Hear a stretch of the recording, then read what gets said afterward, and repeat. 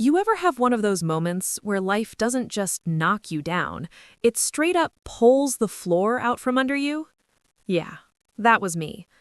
My name is Elena Brooks. I'm 32, and about a year ago, I buried my husband, and 3 days later, his mother tried to take everything I had, everything except my son. And the crazy part? I let her. But not for the reason you think. It all started on a quiet Sunday morning in Louisville, Kentucky. The kind of morning where the sunlight hits the kitchen just right, coffee smells stronger than usual, and everything feels normal. Too normal.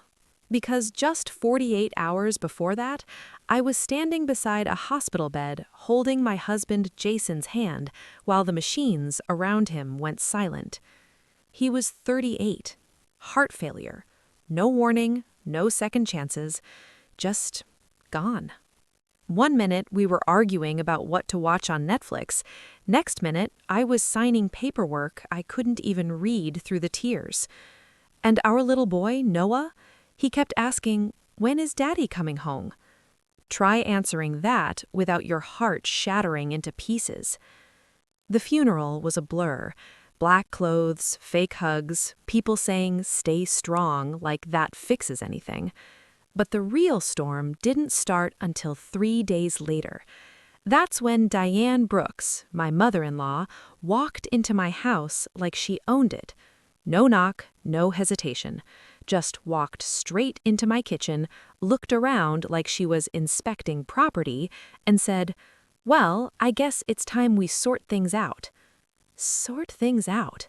Like my husband wasn't even cold in the ground yet. She was dressed like she had somewhere important to be. Heels, blazer, full makeup. Meanwhile, I was still wearing one of Jason's hoodies because I couldn't bring myself to wash it. Her son had just died, and she was here talking business. She started pointing at things. The house, the furniture, the photos on the wall. "This was all built with Jason's money," she said, arms crossed, like a judge handing down a sentence. "And Jason wouldn't have had any of this without me." I just stood there. Not because I agreed, but because my brain couldn't keep up. Grief does that to you. It slows everything down, makes you feel like you're underwater while the world keeps moving. Then she dropped the line I'll never forget. "I'll take care of everything except the child." I blinked. I didn't sign up to raise someone else's kid. Someone else's kid. That was her grandson, my son, Jason's son. And just like that, I understood exactly who I was dealing with. But here's the thing. Diane wasn't stupid. She was a businesswoman, owned a chain of laundromats, built her life from scratch after her divorce. She knew money, she just didn't understand people. Or maybe she just didn't care. 2 days later, I got the letter. Certified mail. Law firm letterhead. She wasn't just talking anymore, she was coming for everything legally. The house, Jason's construction business, our savings, even the truck in the driveway. All of it. And she had a lawyer backing her up. That's when my friends started blowing up my phone. "Girl, you better fight this. Don't let her walk all over you. Get a lawyer like yesterday." So I did. Her name was Rachel Stein, mid-50s, sharp as hell, the kind of woman who doesn't waste words. She read Diane's claim in about 20 minutes, leaned back in her chair, and said, "She's reaching. This case, we can crush it." Crush it. Those words should have made me feel better, but they didn't. Because that night, everything changed. After Noah fell asleep, I drove to Jason's office. It was dark, quiet, empty, the kind of silence that makes your thoughts louder. I sat at his desk, ran my fingers across the wood, and for a second, I swear I could still feel him there. Then I opened the bottom drawer, and that's when I found it. A sealed envelope, my name on the front, just Elena, with a tiny heart next to it. I froze. My hands started shaking before I even opened it. Inside was the truth. The kind of truth that flips everything upside down. There was a letter, Jason's handwriting, and I swear I could hear his voice while I read it. He talked about Noah, about how he hoped he'd grow up kind, about how he loved watching us dance in the kitchen like idiots, about the first time we met, when I spilled coffee all over his shirt and thought I'd never see him again. And then, the last line. Don't let them take what matters. Let them take the rest. I sat there staring at those words, trying to understand what he meant. Then I saw the rest of the contents. Documents, numbers, details. And suddenly, everything made sense. Jason knew. Months before he died, he knew something was wrong with his heart. He just never told anyone. Not his mom, not his friends, not even me. Instead, he prepared, quietly, carefully, like he was building a safety net no one else could see. And what he left behind wasn't just a plan, it was a masterpiece. That night, I stopped being a grieving widow and became something else, something Diane never saw coming. The next morning, I called Rachel, and I said the last thing she expected to hear. I don't want to fight. She paused. What do you mean?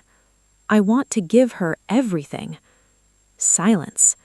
You're serious? Everything, I repeated. The house, the business, all of it. Rachel exhaled slowly. Elena, you're either lost your mind or you know something I don't. I looked down at Jason's letter, and for the first time since he died, I smiled.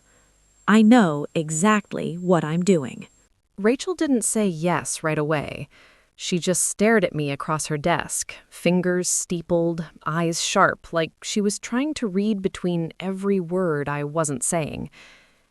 You're handing over a house, a business, and every asset tied to your husband, she said slowly. People don't just do that unless there's a reason. I slid the envelope across the table. Read it. She did. Every page, every number, every note Jason had written in that precise, almost obsessive handwriting of his. And when she finished, she leaned back and let out a low whistle. Well, damn, she muttered. Your husband didn't just plan, he set a trap. Because here's what Diane didn't know, what she never even thought to check. Jason's business, on paper, it looked solid, pulling in over $500,000 a year. But under the surface, it was bleeding. Debt stacked on debt. Loans, overdue invoices, tax liabilities. The kind of stuff that doesn't show up unless you actually dig. And Diane? She didn't dig. She saw revenue and thought jackpot.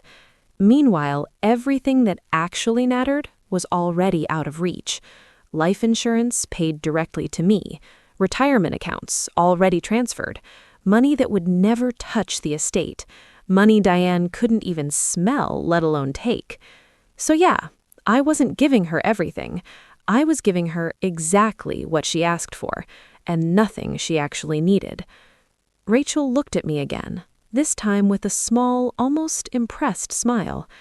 You're sure about this? I nodded. She wants the empire, she can have it. And just like that, the plan was set. The offer went out a few days later. On paper, it looked like total surrender. I would walk away from everything, house, business, accounts. In exchange, one thing, full custody of Noah. No visits, no interference, just gone. When Diane got the offer, she didn't hesitate, not even for a second. Her lawyer tried to slow her down, told her to review the finances, told her to run a full audit, told her this feels too easy. But Diane, she thought she'd already won. In her mind, I was exactly who she always thought I was. Weak, emotional, easy to push aside. So she signed. No questions, no patience, just pure confidence. And that confidence was about to cost her everything. The signing happened on a Tuesday morning.